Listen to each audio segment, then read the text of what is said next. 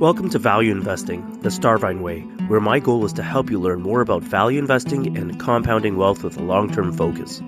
I'm your host, Stephen Coe, founder and portfolio manager of Starvine Capital. This podcast is for informational purposes only. Information relating to investment approaches or individual securities should not be construed as investment advice or endorsement. Listeners should seek advice that reflects their personal financial situation.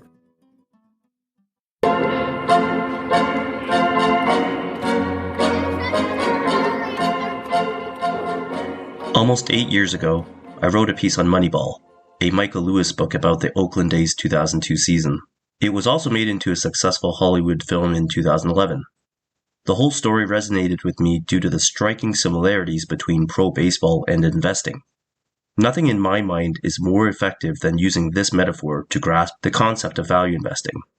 The skinny of it is that by focusing in on player statistics that were under-recognized at the time as having predictive value, most importantly on-base percentage, the Oakland A's were able to acquire strong players for very cheap prices and thus achieve an outsized performance on a low budget. The story goes back to the 1970s when a security guard by the name of Bill James studied and wrote books about baseball statistics. He coined the term sabermetrics, which he defined as the search for objective knowledge about baseball. And although the study of the sport's stats has been around for as long as baseball has been in existence, he helped it gain mainstream popularity through his writings. And one of his revelations was that there were great inefficiencies in terms of how professional players were valued and the overemphasis on a player's batting average, which to this day is what's displayed on the screen when a player goes to bat. But the batting average does not capture the entire picture of a player's contributions to a team's wins. Batting average accounts for only base hits, yet was always viewed until that point as the measure of the batter. Thus, players who improved their frequency of getting on base by scoring a lot of walks were systematically overlooked and undervalued. Also, at the time, the search and recruiting process lacked objectivity. Scouts would attend games and use a purely qualitative observation system called the 5 tools to identify talent. They would look for running speed, throwing strength and accuracy, fielding skills, hitting skills, and power. Already you can see the comparisons with investing. On one level, if an investor does not employ an objective system in the stock selection process, the portfolio will be the result of someone going off impressions. But the truth is that each investment account consists of a certain number of dollars. How much value can be purchased with those dollars? Do the players, in this case companies in the portfolio, get on base consistently enough in terms of reinvesting profits successfully? Is the CEO of each of your portfolio companies a good investor in terms of deciding where money is best put to work depending on the situation?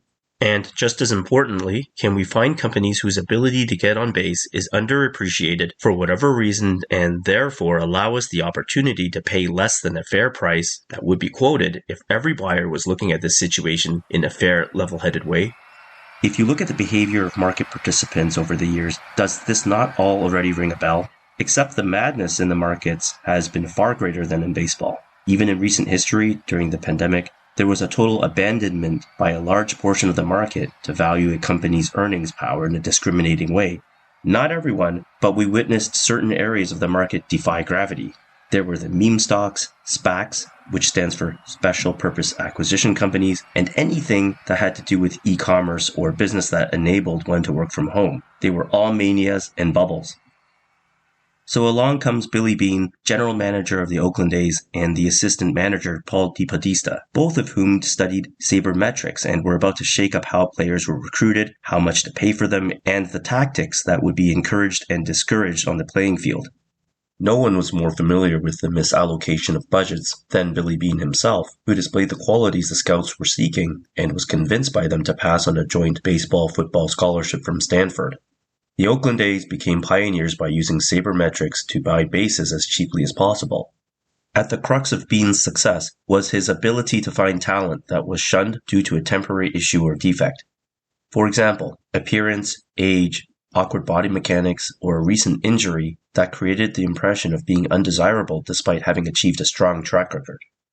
In the 2015 memo, I laid out several lessons that apply to long-term investing, but I will explore a few in this episode in the interest of brevity. One of those lessons was just mentioned, and that is that we should be indifferent to misfits and defects at the right price. The Oakland A's were able to acquire Chad Bradford, one of the most effective relief pitchers in Major League Baseball, for only $237,000. His performance warranted a price closer to $3 million, but he was undervalued in the eyes of scouts due to his unorthodox, underhand pitching style, known as submarining. It appeared outright bizarre. Despite Bradford's impressive track record, he was kept on the Chicago White Sox's Triple-A team until Bean and DeBattista found him. Here are a few lines from Michael Lewis's book on page 233. The White Sox didn't trust Chad Bradford's success. The White Sox front office didn't trust his statistics. Unwilling to trust his statistics, they fell back on more subjective evaluation. Chad didn't look like a big leaguer. Chad didn't act like a big leaguer. Chad's success seemed sort of fluky. He was a trickster that big league hitters were certain to figure out. In investing, companies with perceived defects or uncertainties can lead to fat pitches for investors with a longer time horizon.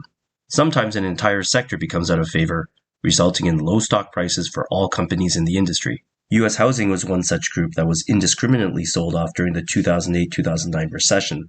However, despite the weakness in the sector, the low valuations created opportunities in companies whose profitability and balance sheets were above average for the beaten-up group.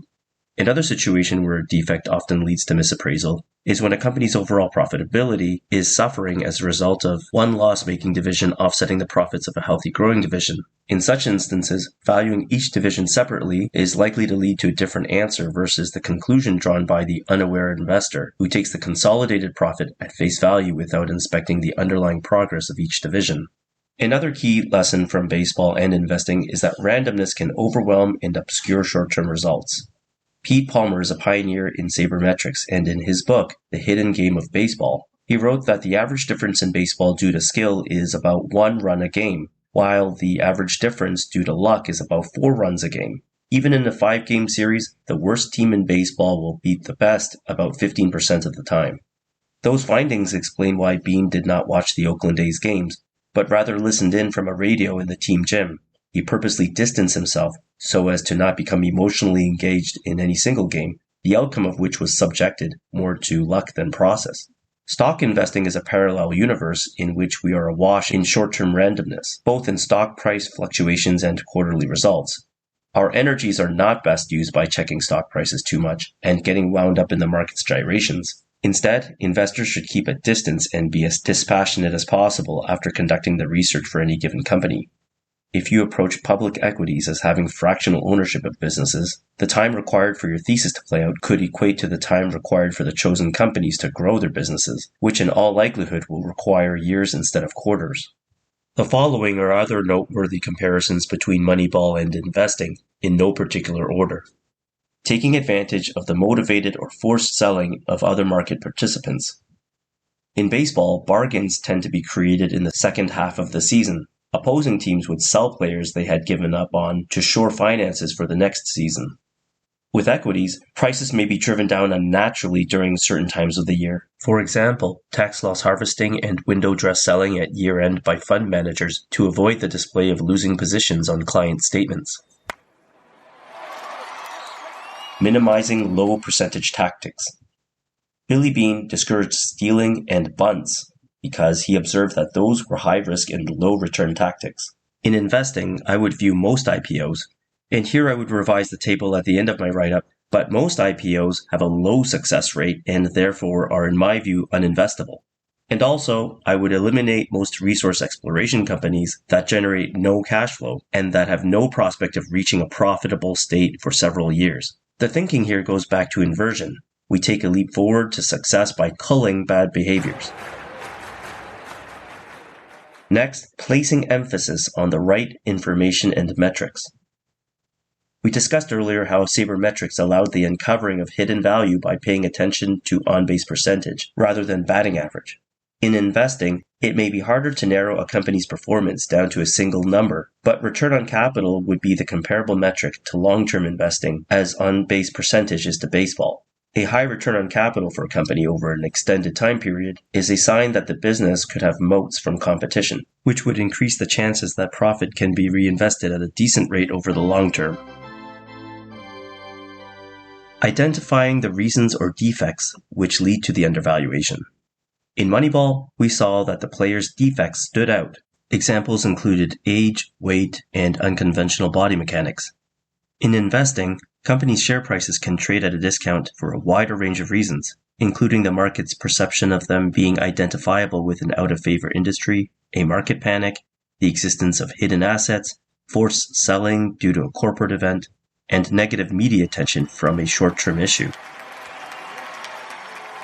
Lastly, we'll go through career risk. Had Beam given in to the anxiety of potentially getting fired and abandoned his statistical approach, he would have produced average results. When portfolio managers buy in vogue stocks for fear of looking wrong rather than for true merit, they become closet indexers. That is, they construct portfolios for clients that don't venture too far from the indexes they're measured against, but yet market the funds as being the product of deep fundamental research.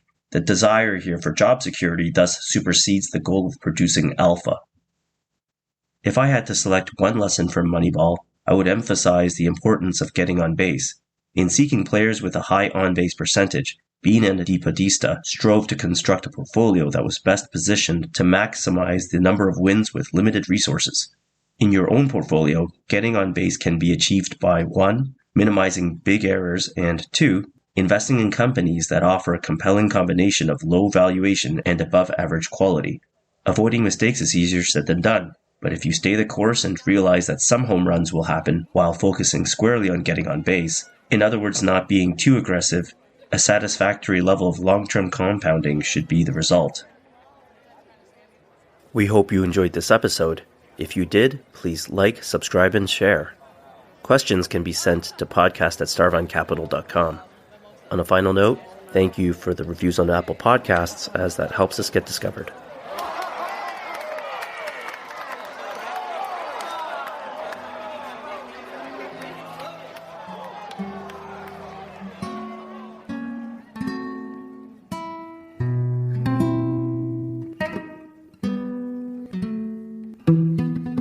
Thank you.